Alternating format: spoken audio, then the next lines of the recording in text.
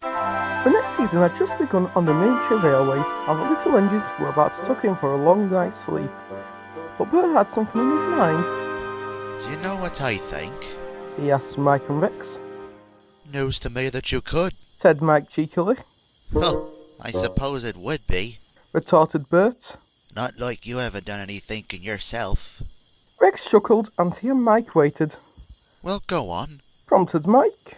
Aren't you going to impress us with your thoughts after all? Something Bert announced after a pause. is going on in the workshop. Work? Suggested Rex innocently. Bert took no notice. I think He went on. that the men are building something. I was waiting at the platform yesterday, and the workshop door was open. I couldn't see much, but there was something on the floor inside.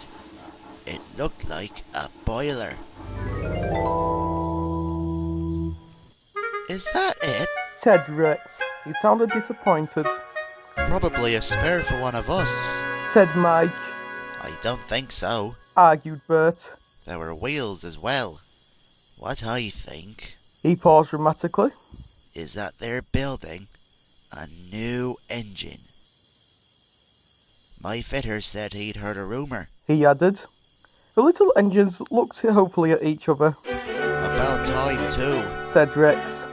Next morning, Mac's driver came. What's the new engine's name? Mike asked him. How did you know about the new engine? The driver asked. It's supposed to be a secret. The engine sold him, and he laughed. I don't think the Fat Controller's chosen a name yet. He said. When he does, I'll let you know. A few weeks later, the new engine finally came out of the workshop for tests, but still no one thought of a name for him. The engines marvelled at the sight of the new engine. Even Frank was impressed.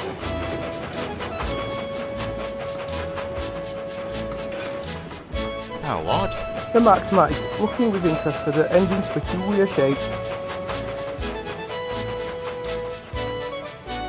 And what a funny colour. Put in Rex. No, it's not. Said Bert. I like it. The new engine smiled. So do I. He said. My driver says it'll be different in the end. This is something he calls an undercoat. Later that day, Douglas arrived with some empty ballast trucks and the Fat Controller. They watched with interest as the new engine was put through his paces.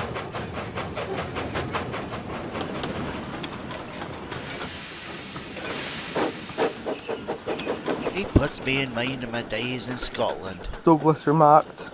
Some of the engines up in the Highlands were a young colour. Jocks, we used to call them.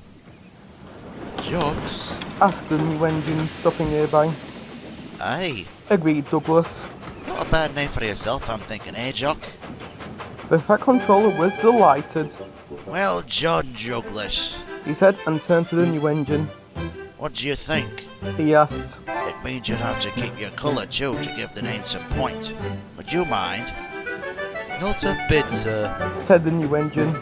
I like the colour, and the name would suit me fine. Excellent. That's settled then. Said the Fat Controller. Thank you, Douglas. A splendid idea. Douglas beamed with pride.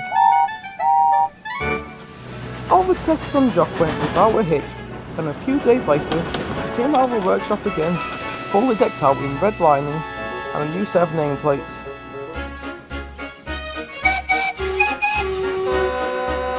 The engine sheared and whistled and looked at them. Jock was glad to be part of the team.